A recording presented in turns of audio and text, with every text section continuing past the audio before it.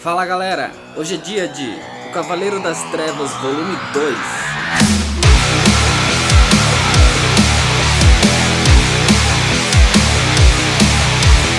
O Cavaleiro das Trevas Volume 2 é uma obra da DC, uma graphic novel escrita pelo Frank Miller, o mesmo criador do Volume 1. Por que eu mostrei esse encadernado aqui?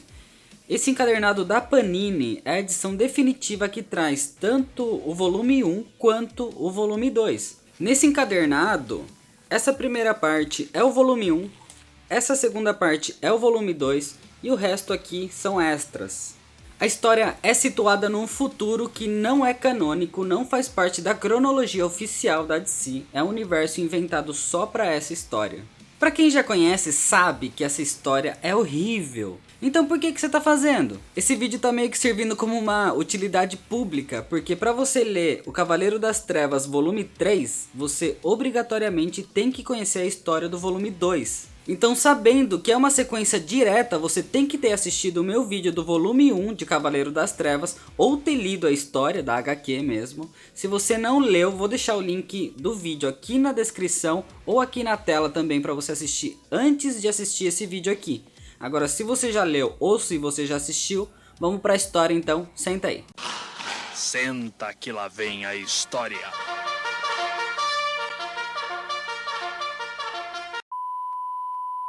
A história começa 3 anos depois do fim do volume 1, todos os antigos heróis desapareceram e o novo presidente dos Estados Unidos ele não permite nenhum tipo de atividade super-humana. Vários super-heróis eles estão aprisionados em algumas partes e eles começam a ser salvos pelo grupo do Batman, que são pessoas que foram treinadas por ele, que eram os antigos mutantes no volume 1, e eles são liderados pela Carrie Kelly, que é a antiga Robin no volume 1, e agora ela é a nova Mulher Gato, ou a Moça Gato. O Dr. Ray Palmer, que é o Electron, ou Átomo, depende da tradução, é salvo pela Carrie, que ele estava sendo preso nas indústrias Palmer, e ela junto com os Batboys, que são os novos seguidores aí do Batman, junto também com o Electron, eles salvam o Flash, que estava sendo mantido preso numa instalação onde ele gerava energia elétrica para toda a cidade. Eles salvam também o Homem Borracha, que estava sendo mantido no Asilo Arkham. Em transmissões para TV, o presidente dos Estados Unidos é revelado pra gente que ele, na verdade,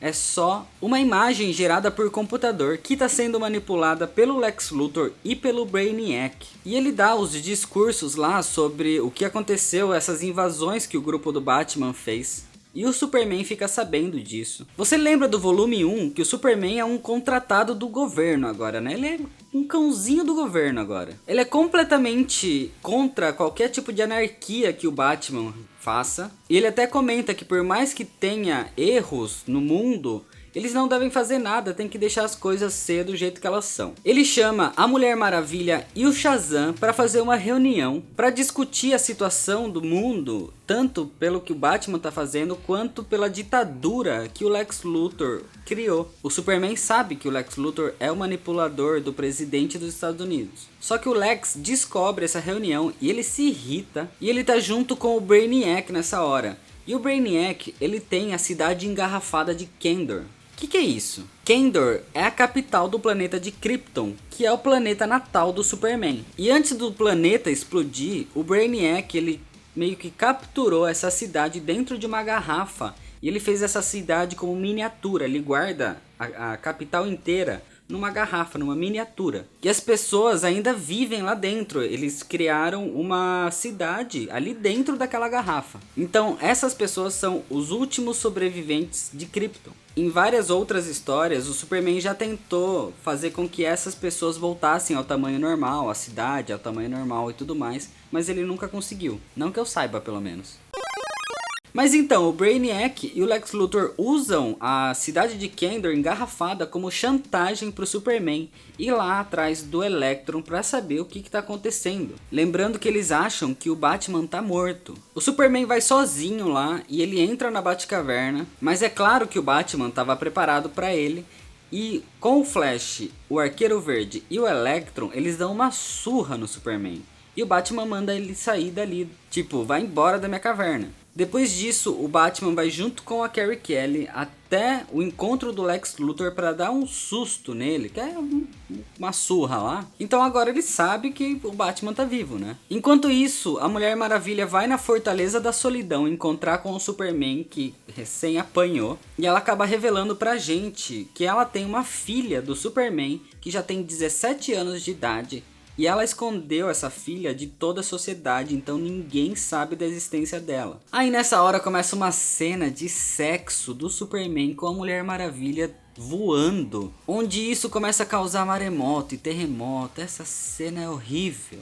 O Lex Luthor entra em contato com o Superman e ele fala pro Superman ir pra cidade para parar uma invasão alienígena, que na verdade é o Brainiac que tá invadindo. Onde no fundo aquilo é uma armadilha pro Brainiac matar de fato o Superman. E eles começam uma briga e o Brainiac usa de novo a cidade engarrafada de Kandor como chantagem. Então o Superman fala que ele não vai nem bater e nem se defender. E ele começa a apanhar muito do Brainiac. Nessa hora, a filha dele com a Mulher Maravilha aparece para salvar o Superman. O nome dela é Lara. E nisso a Mulher Maravilha junto com o Shazam, eles continuam a batalha ali com o Brainiac. Só que no meio dessa batalha, o Shazam acaba morrendo. O Batman, junto com o grupo dele, ele começa uma revolução nas ruas de Gotham para tentar acabar com a ditadura do Lex Luthor, e as pessoas nas ruas começam a se juntar a ele contra o exército de militares que o Lex Luthor tem. 2 semanas depois, o Superman, a Lara e a Mulher Maravilha, eles resgatam alguns sobreviventes da destruição que o Brainiac fez em Metrópolis, mas ele comenta que muita gente morreu desintegrada ali, como o Perry, que era um amigo dele do jornal, e até a Lois Lane. E eles entendem que a única forma de salvar Kandor é se aliando ao grupo do Batman. Agora a gente vê a Lara indo se entregar pro Brainiac. E quando ela entra na nave dele, ela começa a ficar presa ali dentro, mas ela pede pra ver a cidade de Kandor antes. E nessa hora que ela vê a cidade, ela começa a chorar. Só que da lágrima dela sai o Electron. Ele entra na cidade de Kandor e como ele tem o poder de ser minúsculo ou grande, ele acaba destruindo a garrafa e libertando as pessoas lá de dentro. Como aquelas pessoas são kryptonianos, eles se juntam com a Lara, com os poderes de kryptonianos, como os do Superman, se unem e eles destroem o Brainiac de dentro para fora.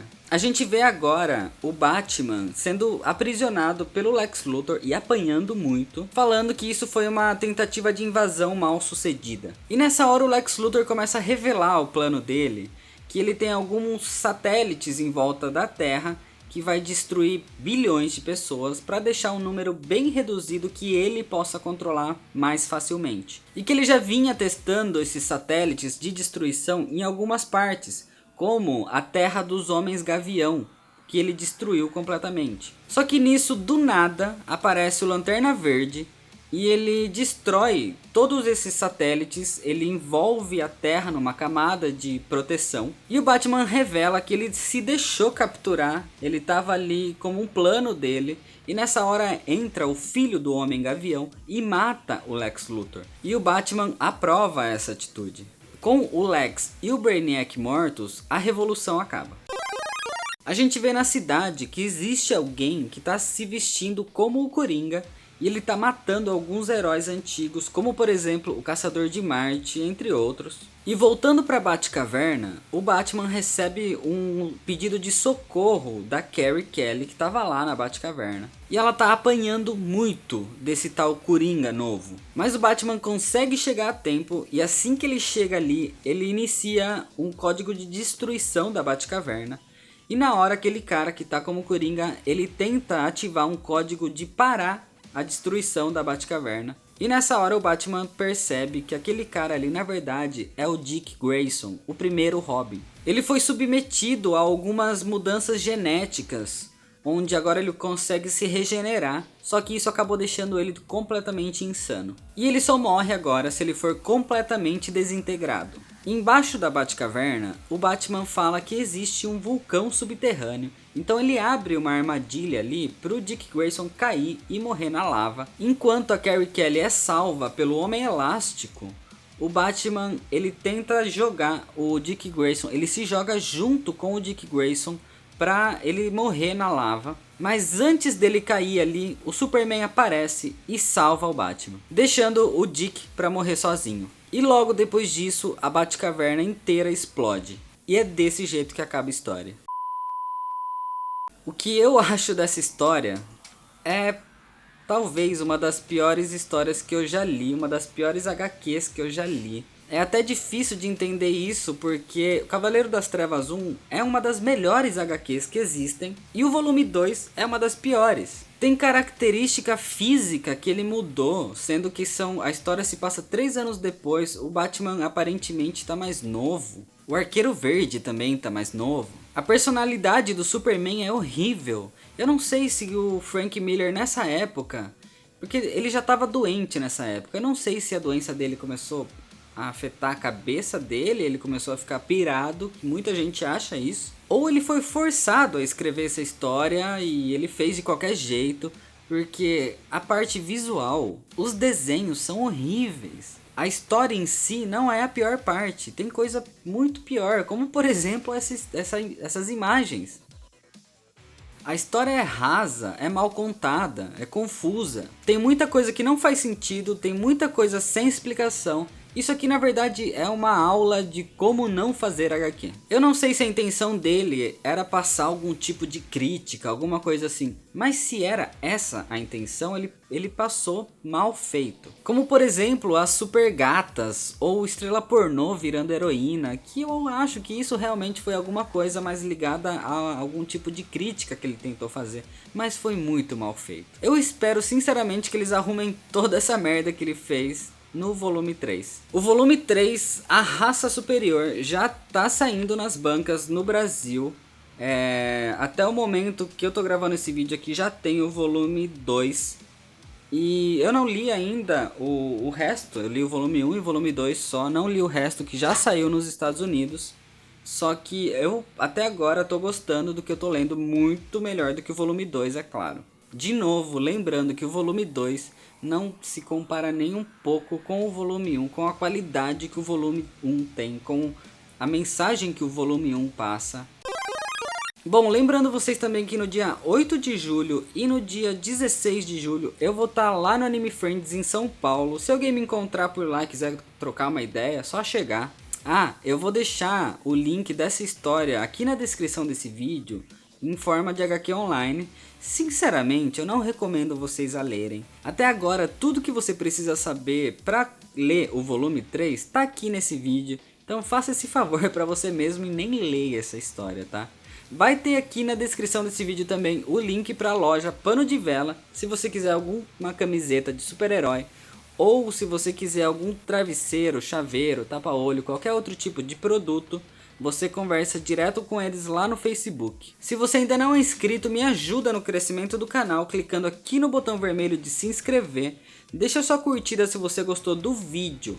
Do vídeo, não da história. Eu sei que a história é bosta, mas se você gostou desse vídeo, deixa seu like aqui. Compartilhe nas suas redes sociais. Muito obrigado, valeu e até mais. Para você que gosta de bonecos e miniaturas, acesse o site mundodasminiaturas.com.br. Na hora da compra, use o código de cupom NERDALLSTARS10 e ganhe 10% de desconto em todo o site.